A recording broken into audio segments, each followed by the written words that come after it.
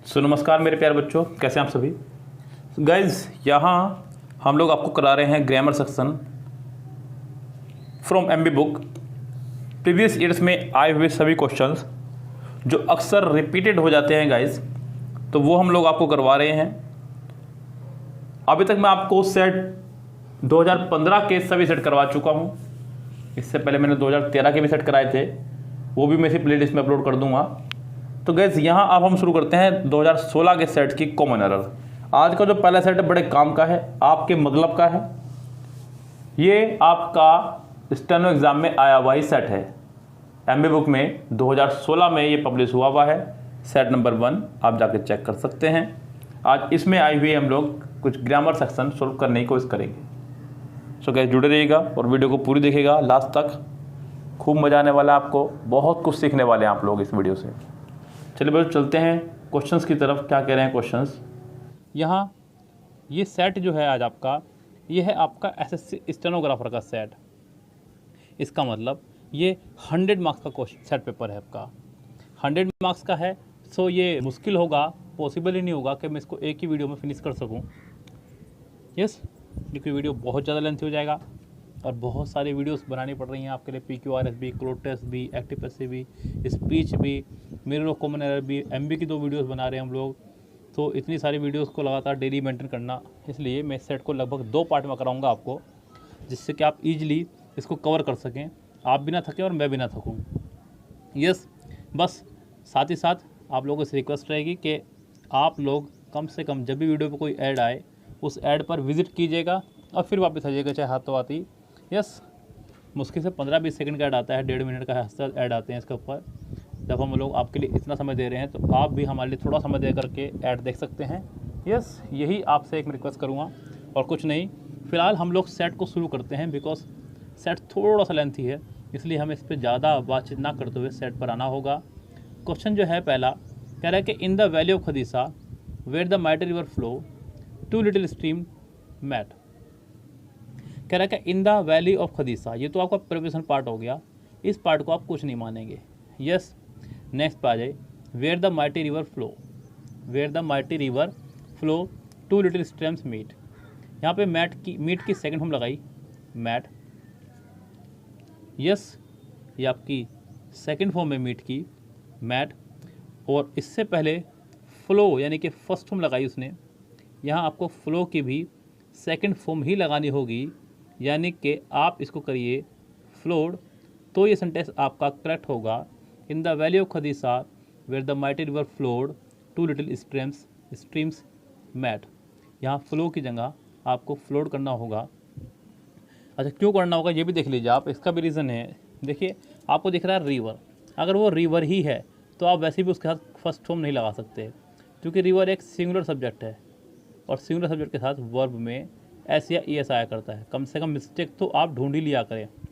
ठीक करना है, किस तरह करना है उसे छोड़ दीजिए, लेकिन आप कम से कम सबसे पहले आप एरर ढूंढिए। एरर थी इसके अंदर इसी पार्ट में ही, क्योंकि रिवर के साथ फर्स्ट फॉर्म नहीं आ सकती। यस, चलिए चलते हैं नेक्स्ट सेंटेंस पे। कह रहा है कि the aeroplane not only crashes but also cut fire. ये आपका नॉट ओनली बट ऑल्सो पर 2 सेंटेंस हैं। ये रूल आपका बोलता है कि जो स्ट्रक्चर एक के पास होगा वही स्ट्रक्चर दूसरे के पास भी होना चाहिए। यहाँ वर्ब की सेकंड फॉर्म आई है, आपको यहाँ भी वर्ब की सेकंड फॉर्म का ही इस्तेमाल करना होगा, ये ध्यान रखें आप लोग। यस, नॉट ओनली के बाद बट ऑल्सो के बाद सेकंड फॉर्म आई है, सो नॉट ओनली के बाद भी आपको क्रैशेस की जगह क्रैश्ड करना होगा, तो ये सेंटेंस आपका करेक्ट होगा, अन्यथा सेंटेंस आपका रॉन्ग ही रहेगा। Yes, not only but also. चलिए चलते हैं नेक्स्ट सेंटेंस पे। नेक्स्ट सेंटेंस क्या बोल रहा है, they not only came late but also go away early. वे ना केवल देर से आए बल्कि जल्दी भी चले गए, ये कहना चाह रहे हैं। यहाँ सेंटेंस का फॉर्मेशन पास में जा रहा है, केम बट ऑल्सो के बाद गो की जगह आपको वेंट लगाना होगा, ये ध्यान रखें। They not only came late but also went away early, वे वहाँ से अर्ली यानी कि जल्दी ही चले गए। नेक्स्ट देखिए, सेंटेंस नंबर नेक्स्ट क्या कह रहा है आपसे, कह रहा है कि the query all query, all के साथ उसने लगाया आपका क्वेरी, जबकि ये रोंग है। ऑल के साथ आप हमेशा प्लूरल नाउन का इस्तेमाल करेंगे, जो कि आपका एक करेक्ट फॉर्मेशन होगा। तो यहाँ पे क्वेरी की जगह अच्छा होगा कि आप क्वेरीज का इस्तेमाल करें, यही एक स्ट्रक्चर है। हालांकि अगर आपको ऑल के साथ वर्ब लगानी हो तो आप कोई भी वर्ब लगा सकते हैं, यस, सिंगुलर भी और प्लूरल भी। डायरेक्ट बात वर्ब लगानी हो तो कैसे भी आप कह सकते हैं ऑल इज़ वेल, या आप ये भी बोल सकते हैं ऑल आर वेल। एक 3 इडियट फिल्म में आमिर खान जी का बड़ा प्यारा सॉन्ग भी है, अरे भैया ऑल इज़ वेल। यस, पूरी फिल्म में बार बार ये डायलॉग लगता ही रहता है वहाँ पे, ऑल इज़ वेल या ऑल आर वेल दोनों ठीक है, लेकिन अगर नाउन आएगा तो वो प्लूरल ही लेगा। यहाँ पे क्वेरी को क्वेरीज करना होगा। नेक्स्ट स्ट्रक्चर देखिए सेंटेंस का। 5th सेंटेंस कह रहा है कि हैड मुकेश वर्क हार्ड। आपको पहले भी कैमरा बताया है कि हैव की फैमिली के साथ में, हैव की फैमिली के साथ हमेशा आप लोग वर्ब की थर्ड फॉर्म का ही इस्तेमाल करेंगे और किसी फॉर्म का इस्तेमाल नहीं कर सकते। यहाँ पे कह रहा है कि हैड मुकेश वर्क को करिए वर्कड। यस, तो ये सेंटेंस आपका होगा करेक्ट। इस सेंटेंस में हो जाएगी पहले ही पार्ट में आपके मिस्टेक। नेक्स्ट देखिए, नेक्स्ट क्या कह रहा है आपका। नेक्स्ट सेंटेंस है, कह रहा है कि the beggar thanks him a lot for the help. Beggar ने धन्यवाद देता है नहीं, दिया, ये कहिए आप, थैंक्स नहीं, थैंक्ड का इस्तेमाल कीजिए। सेंटेंस पास में जाएगा, वरना ये प्रेजेंट इंडेफिनिट को शो करेगा, जो कि गलत होगा ये कहना हिसाब से। तो इस सेंटेंस का भी आंसर हो जाएगा आपका पहला ही सही। The little girl was playing with her brother over the lawn. छोटी लड़की अपने भाई के साथ खेल रही थी लॉन के ऊपर। देखिए, ओवर का मतलब होता है ऐसे ऊपर खेलना, जो कि नामुमकिन है। ऑन का मतलब होता है ऐसे ऊपर खेलना, और अबव का मतलब होता है ऐसे ऊपर खेलना। ये आपका ओवर है, ये आपका ऑन है, या आपका अबव है।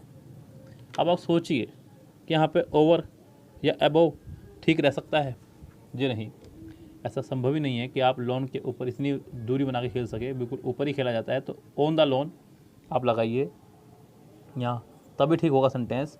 यस, यहाँ पे ओवर के स्थान पर आप ऑन लगाइए, तभी लगाइए, सेंटेंस ठीक होगा, ऑन द लॉन। यस, चलिए, कह रहा है कि north east India has a beautiful places to visit. North east India में ब्यूटीफुल प्लेसेस हैं घूमने के लिए, जिन पे विजिट किया जा सके। कह रहा है कि north east India has, India के लिए हैज़ आया, ये तो ठीक है बात। हैज़ अ ब्यूटीफुल प्लेसेस, जब प्लेसेस कह ही दिया है तो आप अ का इस्तेमाल नहीं कर सकते। अ के साथ सिंगुलर काउंटेबल नाउन का इस्तेमाल किया जाता है, जबकि यहाँ पे प्लूरल काउंटेबल नाउन है। और ऐसा भी नहीं हो सकता आप इसका ऐसा हटा दें। इसका मतलब ये हो जाएगा कि वहाँ पे सिर्फ एक ही प्लेस है, जबकि वहाँ पे कई सारे प्लेस हैं, बिकॉज नॉर्थ ईस्ट इंडिया की बात हो रही है, पूरा नॉर्थ की बात हो रही है। यस, तो यहाँ पे बहुत सारे प्लेसेस है घूमने के लिए, इसलिए। चलिए आगे देखिए, कह रहा है कि there were no furniture. Furniture, information, ये आपके अनकाउंटेबल नाउन में आते हैं, और भी बहुत सारे हैं, मतलब ऐसे, खासकर वो जिनके आखिरी में एज आता है, AGE, खासकर वो जिनके आखिरी में ERY या फिर RY आता है, जैसे कि homage, wreckage, damage, luggage, baggage, ये सभी। ज्वेलरी, सीनरी, पोइट्री, इन्फेंट्री, ये सभी, इन्फेंट्री तो नहीं, यहाँ पे माफ़ी चाहूँगा, ये सभी आपके अनकाउंटेबल नाउन में आते हैं। इनके साथ हमेशा सिंगुलर वर्ब का इस्तेमाल किया जाएगा। यहाँ पे देयर वर नो फर्नीचर की जगह देयर वॉज नो फर्नीचर का इस्तेमाल आप करें तो ज़्यादा फिट रहेगा। Yes, maintaining a healthy body and engaging in activities according to our time tables. Sentence को ढंग से देखें तो एरर निकालना सीख लें, बात खत्म। सेंटेंस की स्टार्टिंग हुई है जीरन से, maintaining a healthy body and engaging in activities according to our time tables. यहाँ इस सेंटेंस अभी तक कोई पोर्शन में गलती नहीं थी। बी में चलिए, इन activities according to our time tables, according to आ, फिर से जब उसने अ लगा दिया तो या तो टेबल्स की कमी है या फिर टेबल में से ऐसे हटाइए। हालांकि यहाँ पे टाइम टेबल बनेगा, टाइम टेबल्स नहीं कुछ भी हुआ करता। यस, तो यहाँ से आपको ऐसा हटाना होगा, according to a time table. Yes, so इसके हो जाएगी आपके बी पार्ट में मिस्टेक।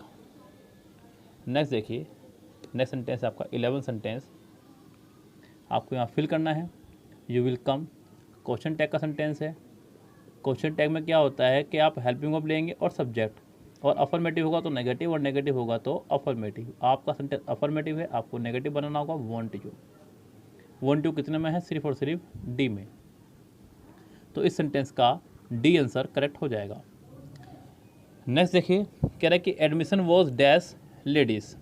अब आपके पास ऑप्शन हैं अलग अलग ऑप्शंस क्या हैं? पहला है आपका रिस्ट्रिक्टेड बाय। रिस्ट्रिक्टेड बाय मतलब किसी के द्वारा बाधित, किसी के द्वारा बाधित यानी कि रोकना। उससे नेक्स्ट है आपका रिस्ट्रिक्टेड टू। रिस्ट्रिक्टेड टू का मतलब होता है किसी के लिए रिजर्व्ड, किसी के लिए रिजर्व्ड। नेक्स्ट आपका लिमिटेड बाय तो होने से रहा, लिमिटेड ऑफ होने से रहा, जहाँ पे आपका आंसर 12th का बी करेक्ट आंसर हो जाएगा। Restricted to, admission was restricted to ladies, ladies के लिए रिजर्व थे। यस, ऐसा कहना चाह रहा है। द पैलेस गार्डन, देखिए द पैलेस गार्डन्स ये एक जगह का नाम है, ऐसा सोचिए आप इसको। इसके साथ में आप इज के साथ ओपन नहीं लगा सकते, क्योंकि बी की फैमिली के साथ या तो आईएनजी फॉर्म आया करती है या फिर थर्ड फॉर्म, यानी कि ये ऑप्शन गलत हुआ पहला। दूसरे में भी यही प्रॉब्लम है, आर के साथ फिर से फर्स्ट फॉर्म दे दी। थर्ड में उसने इज ओपनिंग दे दिया, और फोर्थ में उसने इज ओपन दे दिया।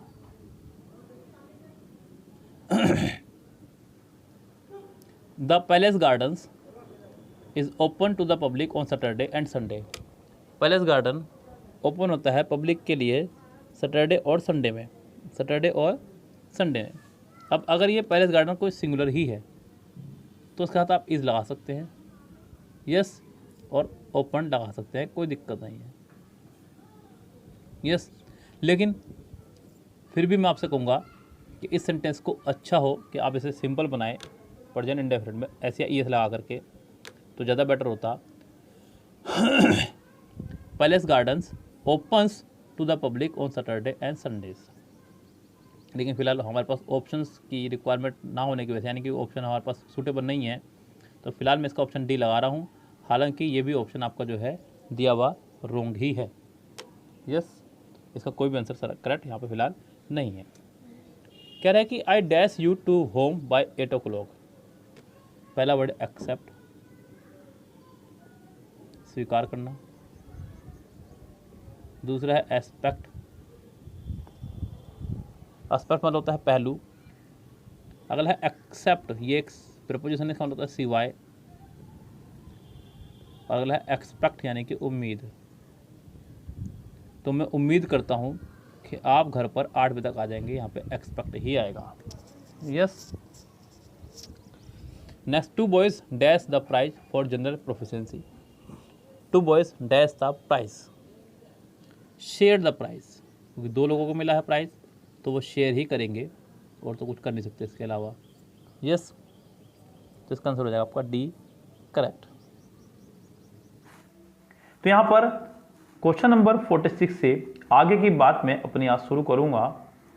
ये जो सेंटेंस हैं 46 से 55 तक, ये आपके सेंटेंस इम्प्रूवमेंट के हैं। आपको बताना है कि सेंटेंस के अंडरलाइन पार्ट में किस पार्ट में इम्प्रूवमेंट की, अंडरलाइन पार्ट में इम्प्रूवमेंट की रिक्वायरमेंट है या नहीं। अगर है तो वो क्या इम्प्रूवमेंट हो सकता है, ऑप्शन आपके सामने है, और अगर नहीं है तो आप यहाँ पर नो इम्प्रूवमेंट कह करके निकल सकते हैं।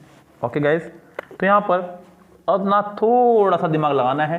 ये सेंटेंस थोड़े से इजी होते हैं क्योंकि आपके सामने ऑप्शंस प्रस्तुत हैं। अपना दिमाग का इस्तेमाल थोड़ा सा कम यहाँ पे करना होता है। बहुत इजी सा है, जरा मेरे साथ देखिएगा अगर इजी नहीं लगता आपको। शुरू करते हैं। यहाँ पे गाइस क्या कह रहा है, कह रहा है कि her work a great improvement showed last year. Sentence के आखिरी में उसने लास्ट ईयर का इस्तेमाल किया, यानी कि ये बात तो क्लियर है कि सेंटेंस में आपके सेकंड फॉर्म रहने वाले जो कि उसने दे भी। लेकिन गाइस यहाँ पर सेंटेंस का जो सब्जेक्ट है वो आपका हर वर्क है। क्या है आपका? हर वर्क है। सब्जेक्ट के तुरंत बाद यहाँ पर वर्ब आपकी होनी चाहिए थी, हर वर्क शोड, उसके बाद में अ ग्रेट इंप्रूवमेंट रहना चाहिए था। तो यहाँ पे वर्ब से अगर मैं शुरू करता हूँ तो सिर्फ और सिर्फ पहला ऑप्शन मुझे दिखाई दे रहा है जो आपको भी दिख रहा होगा, her work showed a great improvement last year, यानी कि पहले ही सेंटेंस का आंसर भी आपका हो जाएगा पहला ही ए करेक्ट। 46 का आंसर आपका रहने वाला है ए करेक्ट। 47 कह रहा है कि will you me visit and come in the hospital. तो गाइस यहाँ पे will you me visit and come in the hospital, sentence का यहाँ पर भाव अगर आप निकालें तो आपको कोई भाव नजर नहीं आएगा कि will you me visit and come in the hospital, will you come and visit me in the hospital, क्या आप आ सकते हैं और मुझे हॉस्पिटल ले जा सकते हैं, ये कहना चाह रहा है। So will you come and visit me in the hospital, तो यहाँ पर सेंटेंस का आंसर आपका होगा इसका भी पहला ही करेक्ट। तो शुरू के दो सेंटेंस और दोनों के ऑप्शन आपके ए। आगे देखिएगा गाइस क्या कह रहा है, कह रहा है कि your hair needs cutting badly. Your hair needs cutting badly, तो यहाँ पे गाइस आपके बालों को जरूरत है कटने की, ये कहना चाह रहा है। तो गाइस यहाँ पे आपके बालों को बहुत अधिक जरूरत है काटने की। यहाँ पे एक बात ध्यान दीजिएगा, बैडली आपका एक एडवर्ब है। क्या आपका बैडली आपका एक एडवर्ब है और एडवर्ब की पोजीशन हम लोग या तो वर्ब से पहले या फिर वर्ब के बाद या फिर एडजेक्टिव से पहले रखा करते हैं। यहाँ पर गाइस सेंटेंस में अगर मैं बात करूँ सेंटेंस में वर्ब एडजेक्टिव वगैरह की, तो यहाँ मुझे कुछ नजर नहीं आ रहा है। Your hair needs cutting real bad, जी नहीं, your hair badly needs cutting no improvement. तो यहाँ तो ये समस्या का विषय बन जाने वाला है सामने, क्योंकि यहाँ पे सेंटेंस की अगर मैं बात करूँ तो यहाँ पर बैडली के बाद एक एडजेक्टिव मुझे चाहिए। अगर मैं पहले ऑप्शन में बात करूँ तो वो यहाँ नहीं है, दूसरे की बात करूँ तो यहाँ पर तो बिल्कुल ही खत्म कर दे सेंटेंस। तीसरे की बात करूँ your hair badly needs cutting, तो यहाँ पर इस सेंटेंस को आप एक बार को सेंटेंस ठीक कर सकते हैं, लेकिन चलिए मैं इसको ठीक कर सकता हूँ, क्योंकि यहाँ पे दो तरह से ठीक हो सकता था, या तो आप नीड्स को नीडेड कर दें तब भी, लेकिन गाइस फिर भी वही बात रहेगी, क्योंकि सेंटेंस में अभी तक इसके लिए कोई वर्ब नहीं आई है, तो यहाँ पे भी ये वर्ब का काम करेगा और वर्ब से पहले एडवर्ब आ सकता है। यहाँ पर यही काम उसने किया है, तो इसका आंसर आपका यही होगा करेक्ट, और कोई ऑप्शन आपके सामने नहीं है। If only he can swim, so guys यहाँ पे जब भी सेंटेंस होगा आपको कंडीशनल, कैसा सेंटेंस होगा, कंडीशनल सेंटेंस के अंदर आप हमेशा एक बात का ध्यान रखें कि कंडीशनल सेंटेंस के बाद वाला पार्ट कभी भी प्रेजेंट नहीं बनेगा। कंडीशनल सेंटेंस के बाद वाला पार्ट कभी भी प्रेजेंट नहीं बनेगा, मेरी इस बात को आप याद रखें। जैसे कि उसने लिखा if, I wish, as if, so guys इस तरह के सेंटेंस के बाद सेंटेंस हमेशा पास्ट में ही बनना है, आप कभी प्रेजेंट बनाने की कोशिश ना करें। मैं आपको फिर समझा रहा हूं। यहां पर उसने कहा if only he could swim, तो यहां पे कैन की जगह कुड आपका होना चाहिए था, यानी कि सेंटेंस के आंसर जो है करेक्ट हो जाएगा बी यहां पे। तो if only he could swim, काश के बहुत तैर सकता। तो गाइस यहां पर 49 का आंसर आपका रहने वाला है बी करेक्ट। उम्मीद करता हूं कि आपको एक क्वेश्चन समझ में आ गया होगा। Strict laws were passed so that cruel custom was no more, तो ऐसे नियम पास होने चाहिए जिससे कि ये क्रूल कस्टम जो है अधिक समय तक ना टिक पाए, यानी कि जड़ से खत्म हो जाए, ये कहना चाह रहा है, वो समाप्त हो जाए। तो यहाँ पे strict laws were pass so that this cruel custom was no more. Guys यहाँ पे जो उसने सो दैट का इस्तेमाल किया है, सो दैट का इस्तेमाल हम लोग किसी पर्पज के लिए क्या करते हैं, तो यहाँ पे ये पर्पज का ही एक सेंटेंस है। उसने कहा कि सख्त कानून बनने चाहिए, मैंने पूछा क्यों, आपने कहा कि सर सख्त कानून बनने चाहिए, मैंने पूछा क्यों, आपने कहा क्योंकि जिससे कि नकल रोकी जा सके, जिससे कि ये किया जा सके, जिससे किया, तो एक उद्देश्य आपका किसी काम के पीछे। यहाँ पर भी गाइस आपको उद्देश्य लगा के काम करना है। Strict laws were pass so that this cruel custom was no more. सबसे बड़ी खुशी की बात तो यह है कि सेंटेंस पूरा पास्ट में चल रहा है, हालांकि आपका इन सब चीज़ों से कोई लेना देना नहीं है, आपका सिर्फ लेना देना नो मोर से है कि क्या ये यहाँ पर ठीक है या नहीं, बात खत्म। ओके गाइस, तो यहाँ पे नो मोर यानी कि ना ही रहना, खत्म हो जाना, मृत के लिए लगाते हैं, अक्सर नॉर्मली लोगों के लिए इसका इस्तेमाल करते हैं। जैसे कि मेरे पापा नहीं हैं तो मैं कह सकता हूँ कि my father is no more, my father is no more. तो आपने फिल्मों में भी अक्सर देखा होगा डॉक्टर का ऑपरेशन रूम में जाना और बाहर निकलना, सॉरी ही इज़ नो मोर, याद कीजिए वो फिल्मों के सीन। तो क्या यहाँ पर ये तो कन्फर्म है कि नो मोर नहीं आएगा। पहला वर्ड है आपका इरेडिकेट, जड़ से खत्म कर देना। इरेडिकेट मतलब जड़ से खत्म कर देना। अगला है आपका वाइप ऑफ। गाइस वाइप बोलते हैं पोंछे को, किसको बोलते हैं? पोंछा। आपने घर पे अक्सर इस्तेमाल किया होगा वाइपर, यस, पोंछा लगाने के लिए। तो यहाँ पे वाइप ऑफ यानी पोंछ कर हटाना या फिर पोंछ कर मिटाना। अगला है डन अवे विद, ये आपका एक फ्रेजल वर्ब है, समाप्त करना। आपका आंसर होगा इसका सिर्फ और सिर्फ एक ही करेक्ट, वो है आपका इरेडिकेट। क्या हो जाएगा? इरेडिकेट इसका प्रॉपर आंसर हो जाएगा।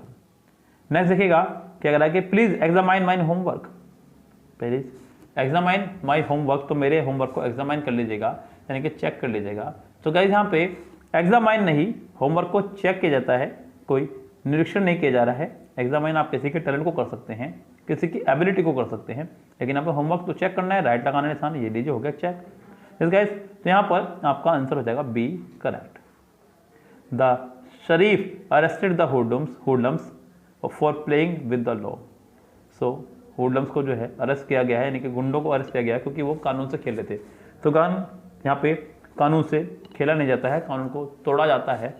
तो प्लेइंग विद द लॉ की जगह आप अच्छा होगा कि ब्रेकिंग विद द लॉ, तो ज़्यादा बेटर रहेगा। 52 में हम लोग लगाएंगे breaking the law, not breaking with the law, only breaking the law, यानी कि तोड़ना कानून को। यानी कि 52 का आंसर जो रहने वाला है वो है आपका सी करेक्ट। आगे बढ़ जाइए गाइस मेरे साथ साथ। To tell you the truth I am not there last night, तो तुम्हें सच बताने के लिए मैं कल रात वहाँ नहीं था, ये बताना चाह रहा है। गाइस यहाँ पे सारी बात एक तरफा और इस लास्ट की बात शुरू एक तरफा। जब भी सेंटेंस में आपका लास्ट, प्रीवियस, एगो, यस्टरडे इस तरह के शब्दों का इस्तेमाल हो जाए, आपका सेंटेंस बनने वाला है सिंपल पास्ट। और गाइस एम का जो सेकंड फॉर्म है वो आपकी वॉज। क्या है आपका? Was. I was not there last night, यानी कि सेंटेंस का आंसर आपका हो जाएगा बी करेक्ट। क्या आंसर हो जाएगा इसका? B correct. आगे बढ़ते हैं, कह रहा है कि they spent many orderly hours just sitting in the sun. यहाँ पे उन्होंने बहुत सारे घंटे जो है अपने बर्बाद किए हैं सिर्फ सूरज में बैठ करके, सूरज की रोशनी बैठ करके, धूप में बैठ करके। तो क्या यहाँ पे जो आर्डली उसने लगाया है इसका मतलब होता है आपका आदर्श, IDEAL, यानी कि आदर्श। क्या होता है गाइस? आदर्श। हिंदी गौर मत करना मेरी बच्चों, हिंदी मेरी आपसे ज़्यादा खतरनाक है, ध्यान रखना। हिंदी की स्पेलिंग मत गौर कीजिएगा, आप सिर्फ और सिर्फ यहाँ पे मेरे भाव समझें। अगला वर्ड है आइडल, यानी कि मूर्ति, यानी कि मूर्ति। और एक वर्ड आपका होता है आइडल, यानी कि सुस्त या आलसी। तो गाइस यहाँ पर ये जो कहना चाह रहा है वो कहना चाह रहा है ये वाला आइडल, यस। तो यहाँ पर आपका आइडल की स्पेलिंग रॉन्ग है फिलहाल, ये होने से रहा। अब इडली और ये तो कोई वर्ड ही नहीं है, आप लगाएंगे बी करेक्ट। 54 का आंसर जो आपका करेक्ट रहने वाला है वो है आपका बी यहाँ पे करेक्ट। गाइस आपने एक शो देखा होगा टीवी पर, इंडियन आइडल। तो इंडियन आइडल भी जब शुरुआत हुई इसकी तो पहले उसकी स्पेल उन्होंने ये रखी थी भारतीय आदर्श, बाद में गवर्नमेंट की तरफ से उस पर बैन लगा और उसका नाम बदला इंडियन आइडल, क्योंकि गवर्नमेंट का कहना था कि ओनली सिंगिंग में कोई टैलेंट दिखा करके भारत का आदर्श नहीं बन सकता। तो उसकी स्पेलिंग आइडल यानी कि मूर्ति की गई थी। यहाँ पर इसका आंसर हो जाएगा बी करेक्ट। चलिए आगे बढ़ते हैं। There are many communicable diseases and almost all communicable diseases could be prevented. आजकल जो है बहुत सारी ऐसी डिजीज हैं जो कम्युनिकेबल हैं, एंड जितनी भी कम्युनिकेबल डिजीजेज हैं कुड बी प्रिवेंटेड, यानी कि उनसे बचा जा सकता है। तो यहाँ पे communicable diseases could be prevented. अब यहाँ पे सेंटेंस की अगर मैं बात करूँ 55 की, जो मुझे नज़र आ रहा है आपको भी नज़र आ रहा होगा, वो ये है कि सेंटेंस चल रहा है प्रेजेंट में। किसमें चल रहा है सेंटेंस? प्रेजेंट में। और यहाँ उसने चला दिया सेंटेंस पास्ट में। इसका मतलब ये तो कन्फर्म है कि गलत है, और गलत होने के साथ साथ आपका ये ऑप्शन भी नहीं हो सकता। किस गाइस? और दूसरी बात यहाँ पे पहला भी नहीं हो सकता, बिकॉज डिजीज को डिजीज मत कीजिएगा, क्योंकि फिर इस तरह से दो पार्ट में एरर हो जाएंगे। डिजीज को डिजीज करा और कुड को कैन, ये भी नहीं कर सकते आप लोग। तो सिर्फ और सिर्फ आपके पास एक ही ऑप्शन बचता है, वो आपका सी ऑप्शन करेक्ट है। क्योंकि काफ़ी बच्चे यहाँ कंफ्यूज होंगे, सर ये भी सेम है और ये भी सेम है, सिर्फ एस या ये इसका डिफरेंस है। देखिए पहली बात तो ये कि यहाँ पर उसने डिजीजेस का इस्तेमाल किया है और आगे भी एंड सेंटेंस जुड़ा है तो डिजीज ही रहेगा, जो कि मैं आपको बता चुका हूँ। एंड बट और के दोनों तरफ सेंटेंस का फॉर्मेशन सेम रहता है, इनके दोनों तरफ सेंटेंस का फॉर्मेशन चेंज नहीं होता है। सबसे पहली बात तो यही है यहाँ पे, यस। तो यहाँ पर इस वजह से आपका डिजीज ही रहने वाला है। इसका आंसर आपका हो जाएगा फिलहाल सी करेक्ट। सो गाइज यहाँ पर मैंने अभी आपको कराए 55 क्वेश्चन तक।